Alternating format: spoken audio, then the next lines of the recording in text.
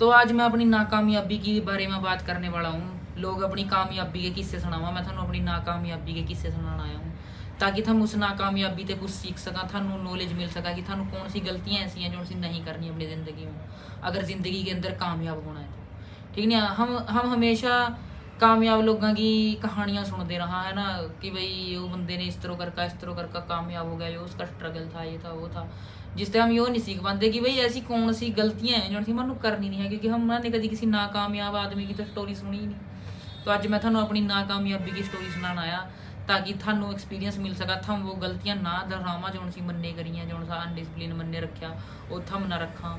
ठीक है, थानू कुछ ऐसी बातें बताना आया हूँ जो सी शायद कोई नहीं जानता, क्योंकि मैं जिस भी कोच के पास गया आज तक जिस भी कोच के पास गया उसने मैंने एक ही बात कही कि तेरे अंदर बहुत ही ज़्यादा एक्स्ट्रा ऑर्डिनरी टैलेंट है, तो बहुत कुछ ज़िंदगी में अचीव कर सका है, तेरे रनिंग एक्शन बहुत अच्छा है, बहुत बेहतर है, तेरी रनिंग बहुत बेहतर है। आज तक जिस भी कोच के पास गया, और मैं किसी ऐसे वैसे कोचा के पास प्रैक्टिस नहीं करी, बहुत ही ज़्यादा स्टैंडर्ड के कोचा के पास प्रैक्टिस करी है। मैं कहना नहीं चाहता वैसे कोच सारे अच्छे हुआ, बट जिन कोचा के पास मैंने प्रैक्टिस करी हूँ, आप भी इंटरनेशनल प्लेयर थे, और उन कोचा ने 35-35 40-40 इंटरनेशनल प्लेयर तैयार कर रखे थे ऑलरेडी। अगर वो कोचेज यो बात मैंने बोल रहे थे तो मेरे अंदर जरूर कुछ ना कुछ बात होनी, यदि वो मैंने यो बात बोल रहे थे, पर उन सब चीज़ों के बावजूद भी मैं फेल हो गया जिंदगी में।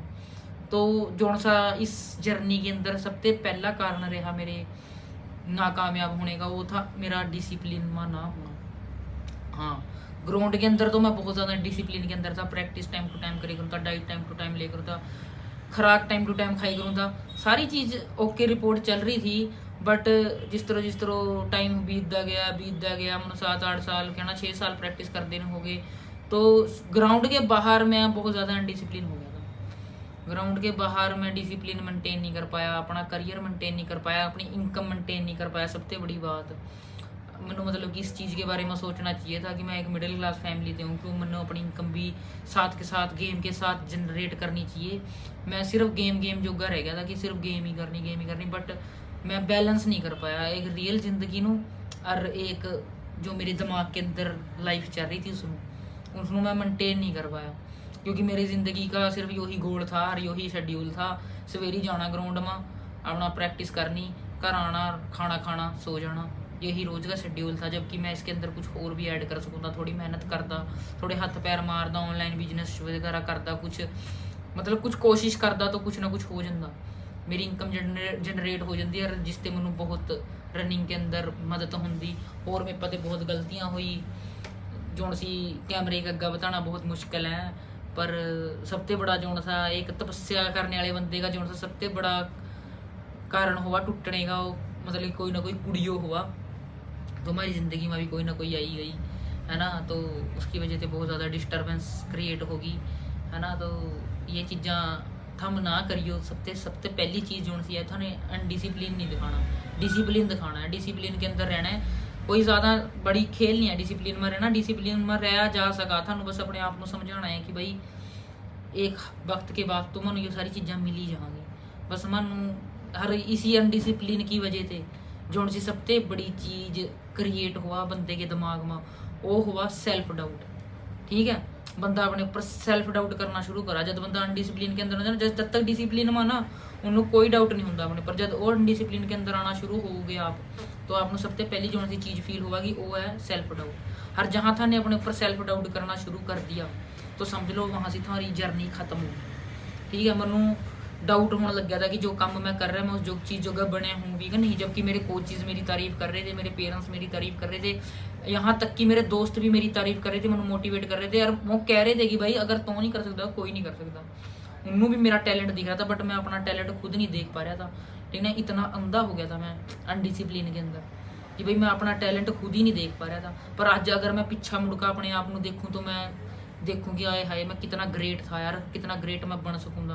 पर मैंने थोड़ी सी मौज मस्ती के चक्कर में मैंने बहुत कुछ बर्बाद कर दिया, बहुत ही बंदे की उम्मीदें खराब कर दी, अपने माँ बाप की उम्मीद खराब कर दी, खुद की उम्मीद पर मैं खरा नहीं उतर सकिया। हर धोखा दिया भी तो किसनू दिया, मैंने खुद नू धोखा दिया। ठीक नहीं है, तो ये चीज़ां हैं जो सी थानू नहीं अपनी ज़िंदगी के अंदर करनी। ठीक नहीं है, अपना कभी भी सबसे पहली चीज़ तो यही है कि भाई कभी सेल्फ डाउट नहीं करना। और दूसरी चीज़ है सी सबसे लास्ट चीज़ है उस चीज़ के अंदर मैं पक्का था। कंसिस्टेंसी ठीक नहीं है, कंसिस्टेंसी मैटर करा। आप इम्प्रूव करो ना करो, कंसिस्टेंस रहो और लगातार अपनी मेहनत करते रहो। जो भी कर रहे हो आप, कोई दिक्कत नहीं है। जिस तरह मैंने वीडियो पानी शुरू करी है, अगर मैं रोज़ वीडियो पाऊंगा, रोज़ एक वीडियो पाऊंगा, तो हो सका कि एक दिन मैं चल जाऊँ।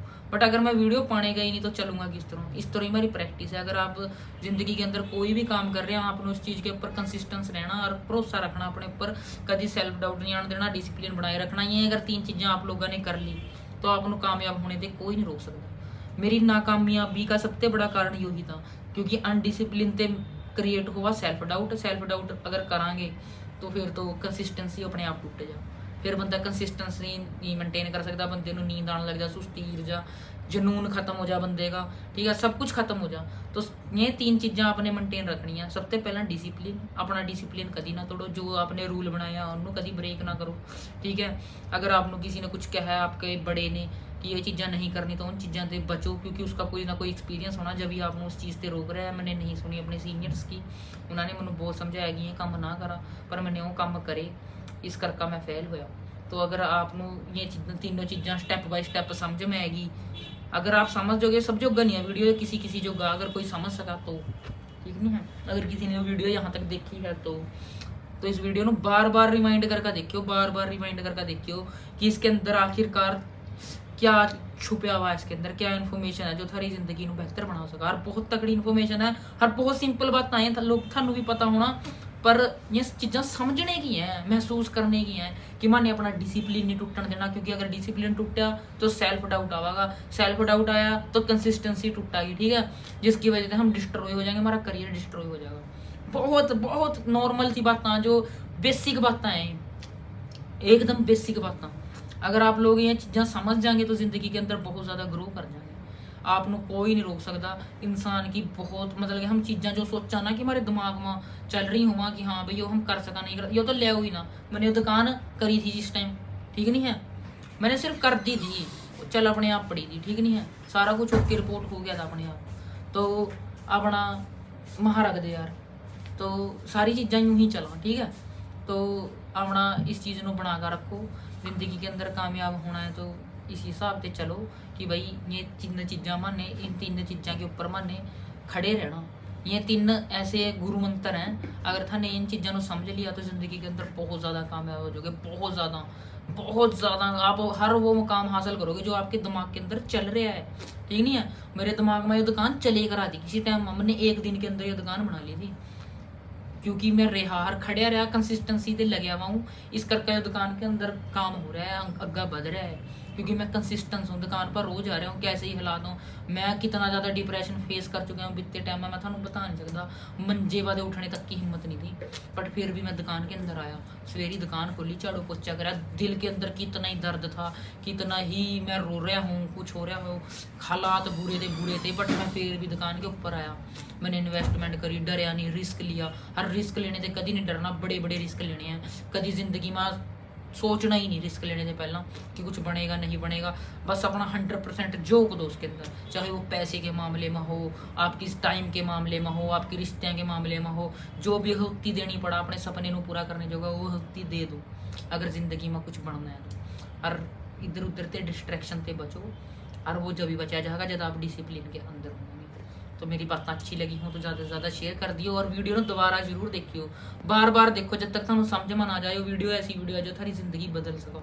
सिर्फ यो 3 मैं अपनी जिंदगी का यो सार दे रहा हूँ थानू, अपनी जिंदगी का सार दे रहा कि अगर मैं ये चीज़ां ना करता तो मैं अज कुछ होर होंदा, अज मैं इंटरनेशनल लैवल पर परफॉर्म कर रहा होंदा, मेरे मोढियां पर तिरंगा होंदा, और मैनू सारी भांडगिरी करने की जरूरत ना पड़ती। जो मैं भांडगिरी सोशल मीडिया के ऊपर कर रहा हूँ, भांडगिरी मैनू करने की लोड़ ना पड़ती। मैं कुछ बढ़िया होंदा, आज से बेहतर होंदा। बेहतर इस करके नहीं बन पाया क्योंकि मैंने बेहतर बनने के जो रास्ते थे वो खुद बंद कर दिए थे। सबसे पहला डिसिप्लिन बरत्या, उसके बाद सेल्फ डाउट कराया, फिर उसके बाद कंसिस्टेंसी टूट गई। बस सीधी सी बात है। अगर हम ये चीज़ें नहीं करने की तो ज़िंदगी में कामयाब हो जाओगे। अगर बात अच्छी लगी हो तो ज़्यादा से ज़्यादा शेयर करियो भाई। You love you. यही मैं आज की वीडियो खत्म कर रहा। बाकी जो से अपने एक्सपीरियंस है थारी गल शेयर करता रहूँगा, इस करके चैनल को सब्सक्राइब भी कर लियो। उसको मैं उम्मीद करूँगा कि हम ज़्यादा से ज़्यादा मेरी गल जुड़ांगे, उम्मीद ही करी जा सका। हर वीडियो में यूँ ही पाता रहूँगा, अपने एक्सपीरियंस सारी गल शेयर करता रहूँगा। Love you.